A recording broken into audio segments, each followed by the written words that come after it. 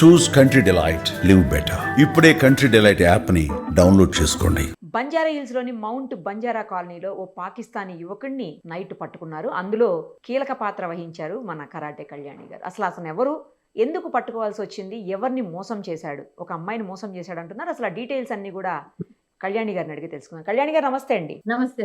ఏం జరిగిందండి అసలు? ఎవరు అతను? ఒక అమ్మాయిని, కీర్తి అనే అమ్మాయిని పేరు మార్చి ఆ అమ్మాయిని పెళ్లి చేసుకున్నాడు, మతం కూడా మార్చాడు అని అంటున్నారు. అసలు ఏం జరిగింది? అతను ఎప్పుడు వచ్చాడు హైదరాబాద్ కి పాకిస్తాన్ నుంచి? ఈ రోజు అందరికీ స్వాతంత్ర దినోత్సవ శుభాకాంక్షలు తెలియజేసుకునే సమయంలో మనకి ఎంత శత్రు దేశమైన పాకిస్తానీ యువకుడిని అదే టైంలో కరెక్ట్ గా 11-12 గంటలకి మనం స్వాతంత్ర దినోత్సవ శుభాకాంక్షలు చెప్పుకునే సమయానికే పట్టుకోవడం జరిగింది. అది కూడా రెడ్ హ్యాండెడ్ గా ఆయన వైఫ్ కీర్తి జగదీష్ అమ్మాయి నన్ను ఆశ్రయించింది. అడిగింది అనమాట, అక్క నాకు సపోర్ట్ చేయండి, మీరు కొంచెం డేర్ గా ఉంటారు, మిగిలిన వాళ్ళు భయపడతారు, ఎందుకంటే ఇతను నన్ను చాలా రోజులుగా నన్ను ఇబ్బంది పెడుతున్నాడు. నాకు మ్యారేజ్ అయ్యి 10 years అయింది అతనితో. నాకు ముందు మ్యారేజ్ అయింది, డివోర్స్ అయింది. ఆ డివోర్స్ అయినాక నాకు దగ్గర అయ్యాడు. ఒక పాప ఉంది, అయినప్పటికీ నన్ను పెళ్లి చేసుకుంటానని పెళ్లి చేసుకున్నాడు. చేసుకున్న తర్వాత ఇప్పుడు నన్ను ఇబ్బంది పెడుతూ 10 years తర్వాత ఒక బాబు పుట్టి 7 years బాబు ఇప్పుడు నన్ను ఇబ్బంది పెడుతున్నాడు. నన్ను అనేక విధాలుగా నాకు 20-30 lakhs తీసుకున్నాడు. ఇదిగో నా చార్ట్స్ చూడండి, వాళ్ళిద్దరు ఆమెను కూడా కొడుతున్నాడు, ఆయన చార్ట్స్ కూడా ఉన్నాయి నా దగ్గర. ఇప్పుడు అతను ఎవరినైనా ఇలానే చేస్తాడు. వాళ్ళు పాకిస్తాన్ నుంచి మైగ్రేట్ అయ్యారు. వాళ్ళ ఫ్యామిలీలో కొంతమందికి ఇక్కడ సిటిజన్షిప్ వచ్చింది, కొంతమందికి రాలేదు. వచ్చారా అండి అయితే హైదరాబాద్ కి? వాళ్ళ మదర్ ఒక 5 children అనుకుంటా వచ్చేసారు మొత్తం. అందరూ ఇక్కడ సెట్ అయ్యారు, ఇక్కడ పిల్లలు చేస్తున్నారు, అన్ని చేసుకున్నారు. ఇదన్నమాట పరిస్థితి. కాబట్టి మనం అందరం కలిసి ఏదైనా చేద్దాము, మీరు నాకు హెల్ప్ చేయండి అని అడిగింది. సరే అమ్మా అని ముందు రోజు అనుకున్నాము. కాకపోతే నైట్ టైం పోలీస్ స్టేషన్ లో అమ్మాయిని పెట్టారు అంటే, అమ్మాయి రెడ్ హ్యాండెడ్ పట్టుకోవాలంటే అబ్బాయి ఎక్కడికో వెళ్ళిపోయాడు. ఆ రోజు అవ్వలేదు. నెక్స్ట్ డే మేము వెళ్ళాము. వెళ్ళేసరికి పోలీసులకి ఎంత ఫోన్ చేసినా పోలీసులు మా జ్యూరిడిక్షన్ కాదని తెగ తిప్పారు మమ్మల్ని. అన్ని జ్యూరిడిక్షన్లు తిరిగిన తర్వాత సంజయ్ సారు పాపం ఏసీపీ సంజయ్ గారు ఖైరతాబాద్ ఆయన బాగా సపోర్ట్ చేసి మొత్తం అందరినీ సీఏ గారిని అందరిని పెట్టి అక్కడ పెట్టిన తర్వాత వీళ్ళకి పంపించి 100 డైల్ చేసి తర్వాత సీఐ గారికి ఏసీపీ గారు మీటింగ్ లో ఉన్నారు. తర్వాత వాళ్ళు వచ్చారు, ఎలాగో వాళ్ళకు ఉంటుంది కదా ఈ రోజు పరేడ్ అంతా. సో వాళ్ళు మీటింగ్ లో ఉన్నారు. తర్వాత వాళ్ళు 100 డైల్ చేస్తే కొంతమంది వచ్చారు. వచ్చిన తర్వాత వాళ్ళ సమక్షంలోనే, మేము వెళ్ళలేదు డైరెక్ట్, మేము కింద వెయిట్ చేసి వాళ్ళని రెడ్ హ్యాండెడ్ గానే పట్టుకున్నాం పోలీసుల సమక్షంలోనే. మేమేం చేయలేదు, మీరు అంతా క్లియర్ గా చూసారు వీడియో. ఆమె డైరెక్ట్ గా ఆమె ఆవేదన అంతా చూసారు, చాలా బాధపడుతుంది. ఆ తర్వాత పెద్ద ఇదేంటంటే, మేము మీడియాకి చెప్పేసి మేము లంగర్ హౌస్ పోలీస్ స్టేషన్ కి వెళ్ళిపోండి అని చెప్పారు. మేము బయలుదేరి వెళ్ళిపోయాం. లంగర్ హౌస్ పోలీస్ స్టేషన్ వెళ్ళిపోతే ఇప్పుడు జరిగిన విషయం ఏంటంటే, లంగర్ హౌస్ పోలీస్ స్టేషన్ నుంచి మేము రాత్రి 3 వరకు అమ్మాయి కంప్లైంట్ రాస్తూ అక్కడే కూర్చుంది. నేను అక్కడే కూర్చున్నాను, అందరూ అక్కడే కూర్చున్నాం. 3 గంటలకి ఈ అమ్మాయి పిల్లలు ఉన్నారు కదా, బాబు పాప, వాళ్ళిద్దరిని తీసుకొద్దామని వాళ్ళ ఇంటికి వెళ్ళాం. వెళితే ఈ వ్యక్తి అక్కడ వాకింగ్ చేస్తున్నాడు. అదేంటి? మరి పోలీసులు పట్టుకున్నారు కదా, మా కళ్ళ ముందే తీసుకెళ్లారు కదా, మళ్ళీ ఎలా వచ్చాడు మరి? అది మాకు తెలియదు. మేము మళ్ళీ ఏం చేసాము, ఈ అమ్మాయి ఐడెంటిఫై చేసింది, వాడు ఇక్కడ తిరుగుతున్నాడు, వాడిని ఎక్కడ పట్టుకున్నారు పోలీసులు, మీరు సేఫ్ గా ఉంటాడు, ఎక్కడో దగ్గర పెట్టుంటారు అంటారేంటక్క అంటే, సరే అని చెప్పేసి మళ్ళీ మాతో మేము పెట్రోలింగ్ వ్యాన్ తీసుకెళ్ళాం. పెట్రోలింగ్ మాతో సపోర్ట్ తీసుకెళ్ళాం, ఎందుకంటే అక్కడ వాళ్ళ ఇంట్లో అమ్మాయిని ఏమంటారో తెలియదు పరిస్థితి అనే పిల్లలు తీసుకురావడానికి వెళ్ళాం. అప్పుడు మళ్ళీ మేము వీడియో తీసి మళ్ళీ ఆ వీడియోలో అబ్బాయితో మాట్లాడి, ఎవరు మీరు ఏంటి అని ఏం తెలియనట్టు, అప్పుడు ఏం జరగనట్టే మాట్లాడుతున్నాడు. తీసుకెళ్లి మళ్ళీ ఎక్కించి మళ్ళీ లంగర్ హౌస్ పోలీస్ స్టేషన్ ఇప్పుడు పెట్టొచ్చాం. తెల్లవారు 5 వరకు అక్కడే ఉన్నాం పోలీస్ స్టేషన్. మళ్ళీ మోరల్ పోలీసింగ్ మేం చేసాం, పోలీసులు వదిలేస్తే మేము తీసుకుని వెళ్ళి అప్పచెప్పాం. అబ్బాయి సిటిజన్షిప్ తీసుకున్నాడని చెప్తుంది ఆమె చెప్పినంత వరకు ఆ అబ్బాయి పాకిస్తానీ నుంచి వాళ్ళు మైగ్రేట్ అయిపోయారు, వాళ్ళ ఫ్యామిలీ అంతా ఉన్నారు, ఇంకో 2-3 రాలేదు. వాళ్ళ మదర్ కూడా పెళ్లి చేసుకున్నారు. ఈ అబ్బాయికి 17 years అప్పుడు వాళ్ళ మదర్ పెళ్లి చేసుకున్నారట. మళ్ళీ 2 పిల్లలు కన్నారట వాళ్ళ మదర్ మళ్ళీ.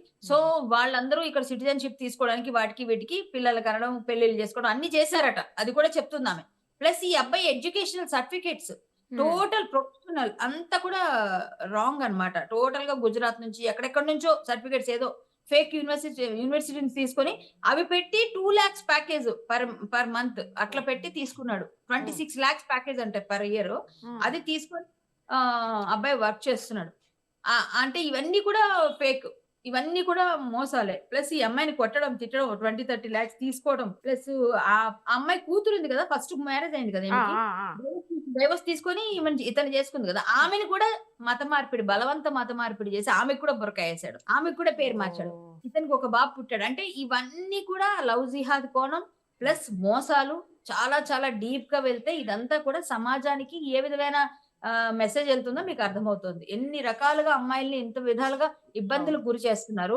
వేరే దేశం నుంచి వచ్చి ఇక్కడ సిటిజన్‌షిప్ అని చెప్పి, ఇక్కడ సిటిజన్‌షిప్ తీసేసుకొని ఎలా ఇస్తున్నారు ఆధార్ కార్డ్‌లు అవన్నీ. ఓకే. అబ్బాయి ఎక్కడో బర్త్ సర్టిఫికేట్ ఉంది. అది ఇది అని ఎవరో ఇంతకుముందు ఫోను చేసి చెప్తున్నారు.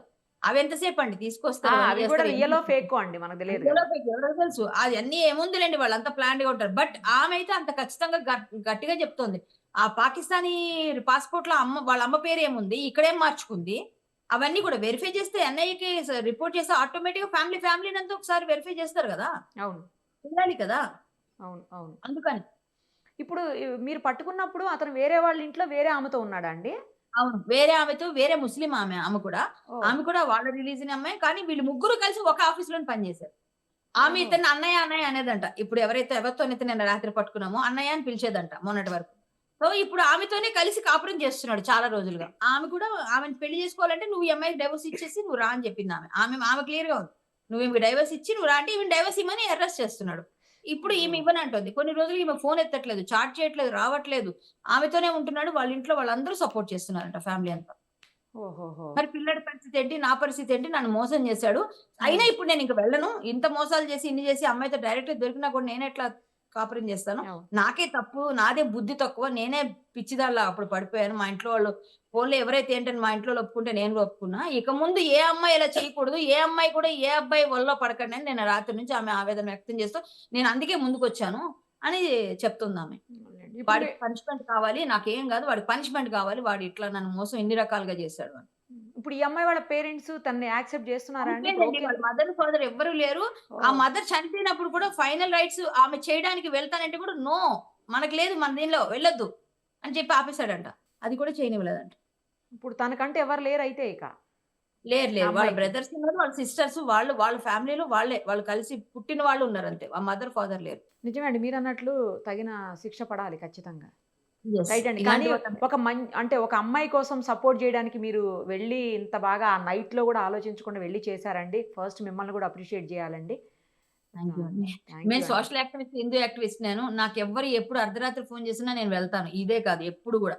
నేను ఈ ఒక్క విషయమే కాదు. అందరికి కొంచెం తక్కువ తెలుసు. నాకు ఎనీ టైమ్ కాల్ చేస్తారు. కాల్ చేసినప్పుడు నేను రెస్పాండ్ అవుతాను. నేను వాళ్ళకి సహాయం చేస్తుంటాను. గోరక్షకైనా ఏదైనా. అలాగే నాకు అమ్మాయి పాపం చాలా ఇబ్బంది అవును. పడుతోంది. అవును. సో, అమ్మాయి కోసం రాత్రి తెల్లవారు 5:00 వరకు మేము పోలీస్ స్టేషన్ దగ్గరే ఉన్నాం.